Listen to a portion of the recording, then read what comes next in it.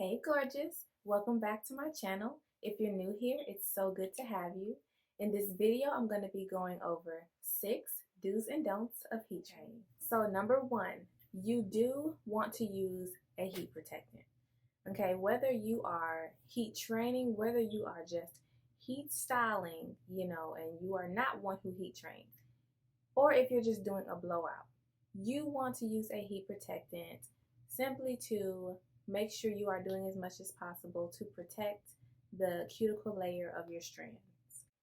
Okay, so after you have shampooed your hair, after you deep conditioned it, and you have used your shirt or your towel, whichever, to soak up any excess moisture in your hair, you want to apply a heat protectant before you blow dry your hair. Okay, now using a heat protectant um, won't eliminate heat damage, but it will minimize it. Number 2, and I know we all know this. If you have been a natural, you should know. Be gentle on your hair, okay? You, again, can cause unnecessary breakage by ripping through your hair or by not combing from your ends up to the scalp, meaning, combing from your ends, the tangles out until you reach the top, making sure that you're not combing from here down because you will just be ripping, snatching out hair. We don't want to do that, okay? We are trying to retain length.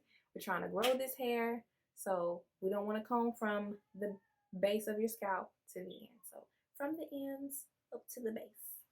All right. Also, a good tip is set aside a day and time that you are going to shampoo your hair, that you know you have enough time, that you can have patience with your hair, that you're not rushed for any particular reason if you have to go somewhere, or that it's not so late that you're trying to rush because you're trying to get to bed.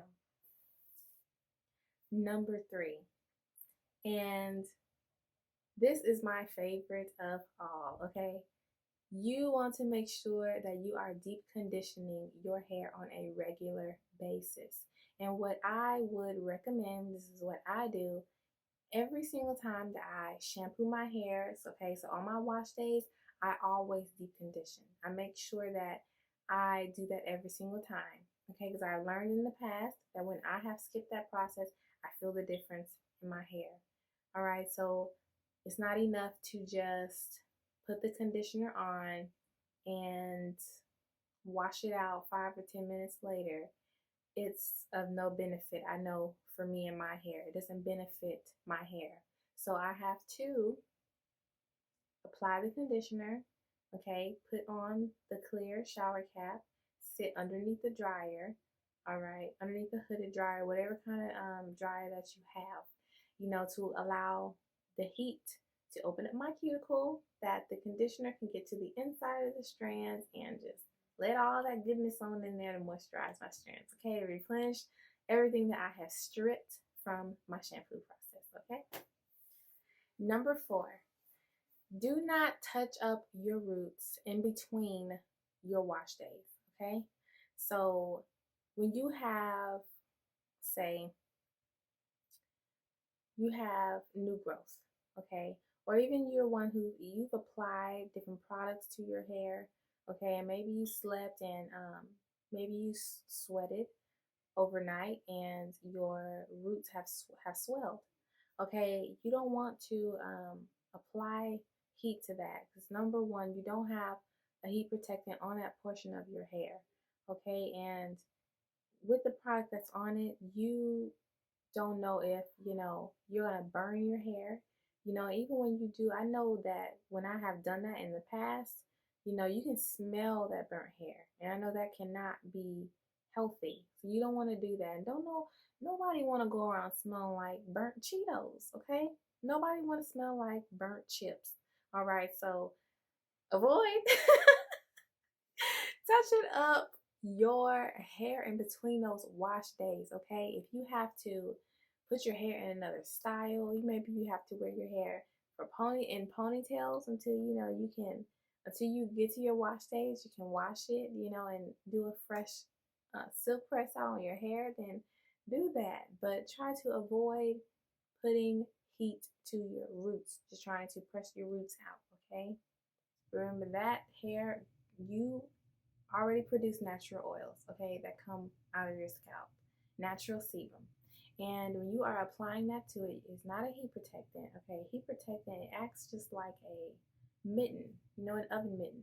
It keeps your hands from getting burned when you're grabbing something out. It transfers the heat over the surface of that mitten, and so that you are protected, your hands are protected.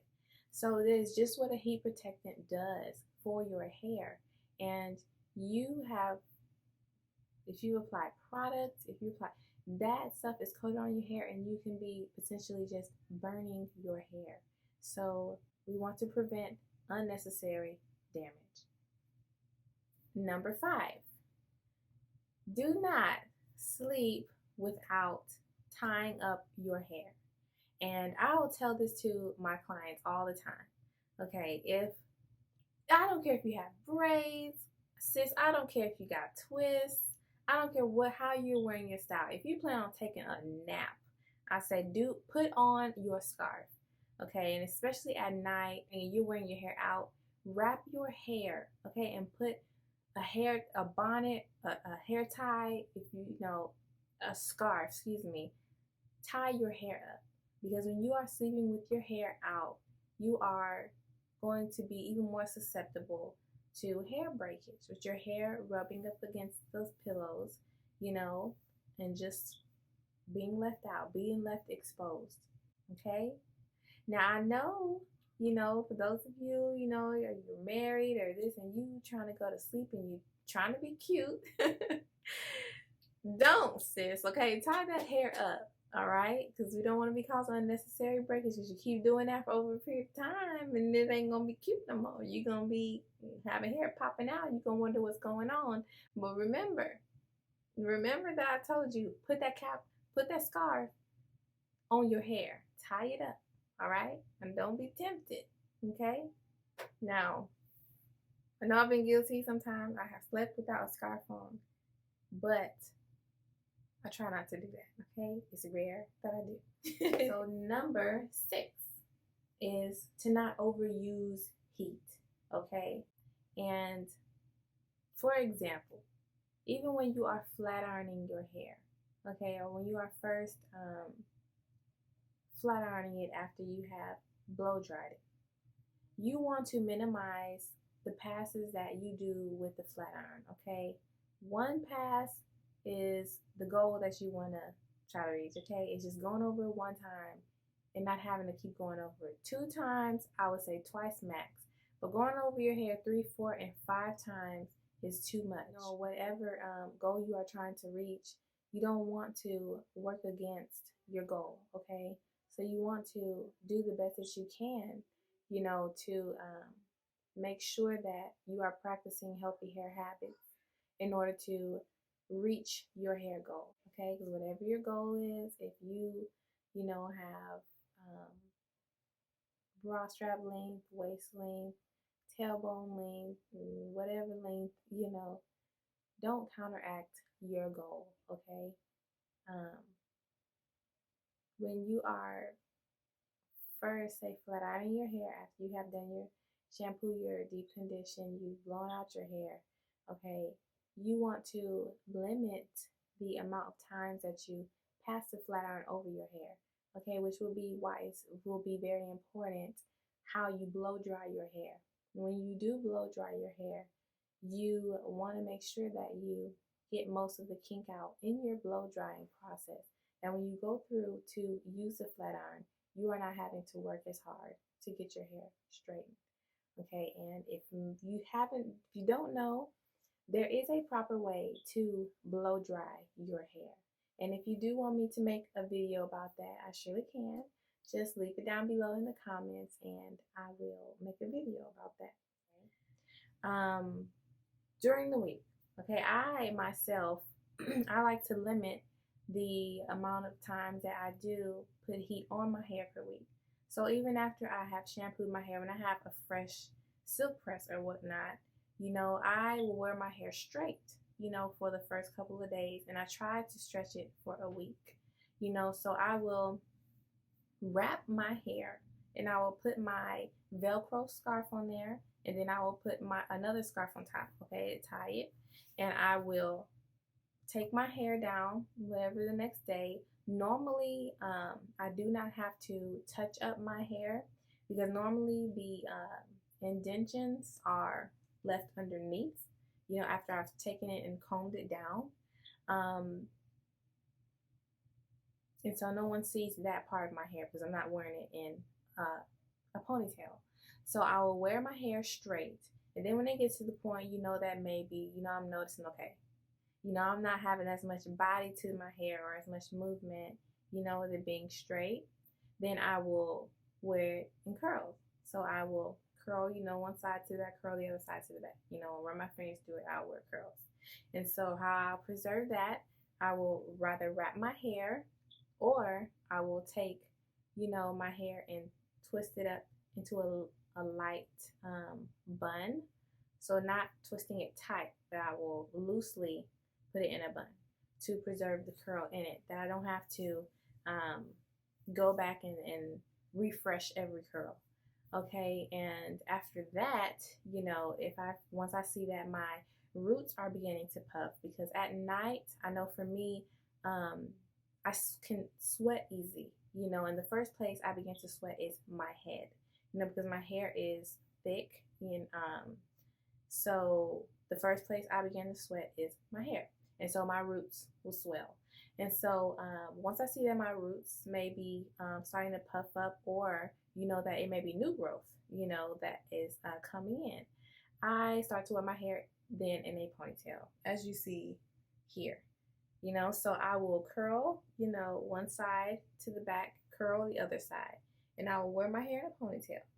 And so I know, we know that we're not to be wearing extremely tight ponytails or tight ponytails, because that will lead to breakage as well. But what I do is, after I have come home from, where I've been, and I've ended my day, I come home, and if I do have a ponytail in my hair, I take out, let's see.